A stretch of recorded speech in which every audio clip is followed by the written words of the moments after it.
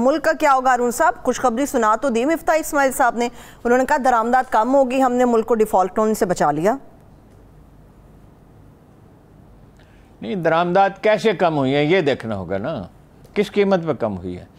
यानी एलसी नहीं खुल रही है और दरामदाद खाम माल की जब रोक दी गई है, कोई 400 टेक्सटाइल मिलें बंद हैं, लाखों आदमी बेरोजगार हो गए हैं, मशीनरी आ नहीं सकती, जो अशियाए तय्युश थी तो वो तो पहले से बंद थी और अच्छा किया, वो तो बंद होनी ही चाहिए थी। कहीं से कोई डॉलर आपको नहीं मिल रहा है, क्राइसिस तो डॉलर का है ना जी, कहीं से पैसे नहीं मिल रहे, तो इसमें दरामदाद कम की तो किस कीमत पे की और कितनी खौलनाक तबाही के बाद की। और सारा वक्त ये कहते रहते हैं, कोई इमरान खान ने कर दिया। भाई इमरान खान सारी दुनिया जानती है, उसके आखिरी साल में शरह तरक्की जो थी वो 6% थी जी, बिल्कुल। और यही होता है। और डॉलर आपको मिल सकते थे अगर इस्तेहकाम होता। ओवरसीज पाकिस्तानी से कहते हैं हम नहीं भेजते पैसे ज़्यादा, यानी मामूल के जो पैसे वो भेज रहे हैं वो भेज रहे हैं, तो किस कीमत पे ये किया ये देखना होता है ना। इमरान खान साहब की तजवीज़ को आप किस तरह से देखते हैं कि डॉलर को बाहर जाने से रोकने के लिए मुल्क में फौरी तौर पर इमरजेंसी लगानी चाहिए अरुण साहब? बिल्कुल लगानी चाहिए। ये इमरान खान साहब ने अब कहा, हम तो कब से कह रहे हैं कीमत भी अगर माहिरीन अगर इत्तफाक करें तो मुकर्रर की जाए डॉलर की। और डॉलर कौन ख़रीद रहा है? शाहीन साहबाई साहब कहते हैं 245 सूट केसों में, और शाहीन साहबाई की खबर एक आम अखबार में इसकी खबर नहीं है। 245 सूट केसों में पैसे गए हैं दुबई, कराची से दुबई जी। ये इंडियन जहाज 4-5 कैसे ख़राब हो गए? एक हो सकता था ज़्यादा, बहुत ये भी हैरत अंगेज़ होता अगर 2 हो जाते, 5 कैसे ख़राब हो गए? और उनमें सामान क्यों लादा जाता है? अगर इसकी किसी ने तरदीद नहीं की, रेलेवेंट अथॉरिटी ने, कि कोई सामान उसमें नहीं चढ़ाया गया है।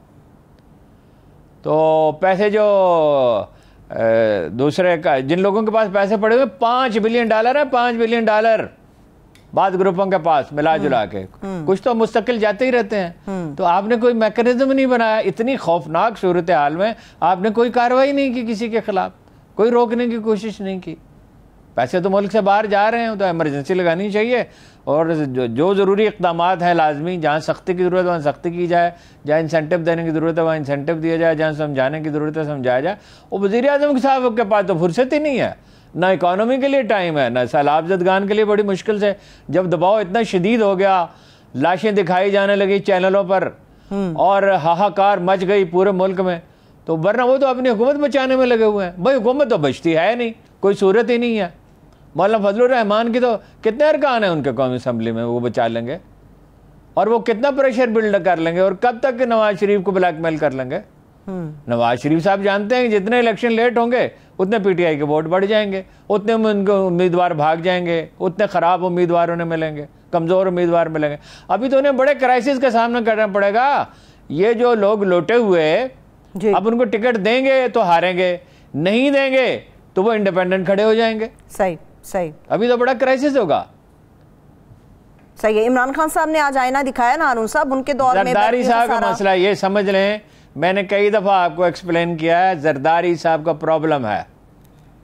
मौलाना फजलुर रहमान तो सिर्फ मुकदमात से डरते हैं ना, जरदारी साहब 2 चीज़ों से डरते हैं, मुकदमात से भी, और हुकूमत उन्हें अंदेशा है कि सिंध की उनके हाथ से निकल गई तो मुमकिन है दोबारा न मिले। इसलिए कि पंजाब में किसी पार्टी की पॉपुलैरिटी इतनी बढ़ जाए, इनकी तो पंजाब में भी है, पीटीआई की पख्तूनख्वा में भी है, इतनी बढ़ जाए तो सिंध के कुछ वडेरे लाजमन उसके साथ आ जाते हैं, क्योंकि उसमें 2 अंदेशे होते हैं। एक ये तो मरकज़ में तो होता ही है कि हुकूमत बन जाएगी मुखालिफिन की, और सूबे में भी इम्कान तो है, अब बेदारी तो बहुत है पीपल्स पार्टी से, उकताहट का अंसर है उसमें उनके खिलाफ जाता, और शहरों में तो अब पीपल्स पार्टी को कुछ नहीं मिलेगा।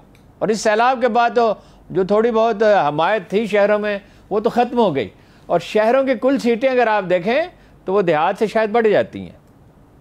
ठीक है। और हारून साहब, इमरान खान साहब ने जो आईना दिखाया आज, उन्होंने एक कौंसिल के अंदर खिताब भी किया, तहरीक इंसाफ की नेशनल कौंसिल का इजलास था, उन्होंने बताया बैरूनी खसारा कितना था, महंगाई कितनी थी, डॉलर कितना था, पेट्रोल कितना था, फिर ये किस हैसियत में कहते हैं कि ये मुकर्ररा मुद्दत भी पूरी करेंगे और अगला इलेक्शन जीत कर भी दिखाएंगे। नहीं, उसका तो सवाल ही नहीं पैदा होता। वो सियासतदानों के हम दावों और नारों पे, बयानात पे नहीं जाते, सिर्फ सूरत हाल को देखते, उसका कोई सवाल ही नहीं पैदा होता। ईरान की तरफ ना ये मुद्दत पूरी कर सकती है, और मुद्दत पूरी करेंगे तो अपनी कब्र खो देंगे। फर्ज कीजिए किसी तरह मुद्दत पूरी कर लेते हैं तो कब्र खो देंगे अपनी, इनकी 1/3 सीटें भी शायद ना हो। और अगर बर वक्त हो जाएं, अभी देखिए डैमेज तो मुसलसल है, जैसे दरिया से कटाव हो रहा हो तो वो जारी रहता है। सही। और वो अमल, अगर बारिशें हो रही हैं पीछे, दरिया से कटाव हो रहा है तो होता रहेगा। तो वो पीटीआई तो देखिए ना, सोशल मीडिया पे भी अपनी जंग जीत गई, मीडिया में भी जीत गई, और इलेक्शन हुए वो भी जीत गई, और 15 सीटें नहीं जीती हैं। हकीकत यह है कि उन्होंने 16 सीटें जीती और एक इंडिपेंडेंट जीता है। तो 20 में से तो 3 सीटें इनको मिली हैं पंजाब में, तो पख्तूनख्वा में क्या होगा? और सिंध में तो है नहीं नून लीग, और बलूचिस्तान में तो कोई पॉलिटिकल पार्टी मौसर नहीं है, अगर कुछ है तो बैप है। सही है, ठीक है। मईशत के ऊपर एक आखिरी सवाल हारून साहब, फिर आगे बढ़ते हैं। आप हमेशा ईरान के हवाले से भी बात करते हैं, रूस की आप बात करते रहे हैं, ईरान की तरफ क्यों नहीं देखती हमारी हुकूमत? कोई एग्रीमेंट उनके साथ क्यों नहीं करती? क्या कोई एग्रीमेंट हाल ही में हुआ उनके साथ? नहीं किया हुआ है एग्रीमेंट, अभी हुआ है ना, $60 करोड़ की वो गैस देंगे, और वो उसके लिए आपको डॉलर में अदायगी नहीं करनी होगी, उसमें अच्छी बात यह है। ज़बरदस्त। तो वो आप उसके बदले में चावल देंगे या पाकिस्तानी करेंसी में अदायगी करेंगे? चावल काफ़ी है पाकिस्तान में। ईरान में ये चावल बासमती नहीं खाया जाता, जो हमारे यहाँ ज़्यादा चावल खाया जाता है वो बासमती है। उनके यहाँ दूसरी अक़साम का चावल खाया जाता है, तो निस्बतन सस्ता है। उसकी वजह ये नहीं है कि वो सस्ता चावल ख़रीदना चाहते हैं, उसकी वजह यह है कि वहाँ लोग खाते ही वही चावल हैं, ईरान में वही पैदा होता है, वो सदियों से यही खाते आए हैं। तो वो हुआ है वो। तो बाकी गैस का तो मैं आपसे अर्ज कर चुका हूँ, ये अमेरिका से डरते हैं, और ये तो ना रूस से मामला नहीं कर सकते, तो उनसे क्या करेंगे? और रूस का तेल नहीं खरीद सकते, जो इंडिया भी खरीद रहा है, मिस्र भी खरीद रहा है, सऊदी अरब भी खरीद रहा है, सब ममालिक खरीद रहे हैं, बस हम नहीं खरीद रहे। सही, ठीक है। मामला तय करने की बात है हारून साहब। कलअदम तहरीक तालिबान पाकिस्तान के साथ जो रियासत पाकिस्तान मुज़ाकरात कर रही है, इम्कानात क्या है? क्या आपको कुछ रोशन इम्कानात नज़र आ रहे हैं, या बात वहीं पर डेडलॉक पे आके ख़त्म हो जाएगी? देखिए, जो उनके मुतालबात हैं उन्हें अगर आप मलहूज रखें तो वो मुतालबात तो नहीं मान सकती हुकूमत पाकिस्तान। वो कहते हैं कि जो कबायली इलाके आपने जम किए हैं वो उनकी पुरानी हैसियत बहाल कर दें। ये तो हो ही नहीं सकता, ये तो आइन की खिलाफ वर्जी है, किसी को इख्तियार ही नहीं है कि वो कर दे। और आइन में तरमीम करने के लिए 2/3 अक्सरियत चाहिए, वो किसी के पास है ही नहीं। और असम्बली इसकी इजाज़त नहीं देगी, सेनेट भी इसकी इजाज़त नहीं देगी, पॉलिटिकल पार्टियों की अक्सरियत भी इसकी इजाज़त नहीं देगी। ये तो अब वो एक ऐसा मुतालबा कर रहे हैं जो पूरा हो ही नहीं सकता। असल में तो वो ये कह रहे हैं कि हमारे हवाले कर दें कबायली इलाका भी। उन्होंने जो बयान जारी किया उससे ये वाज़ेह है, दरअसल क्या कह रहे हैं, हमारे हवाले कर दें।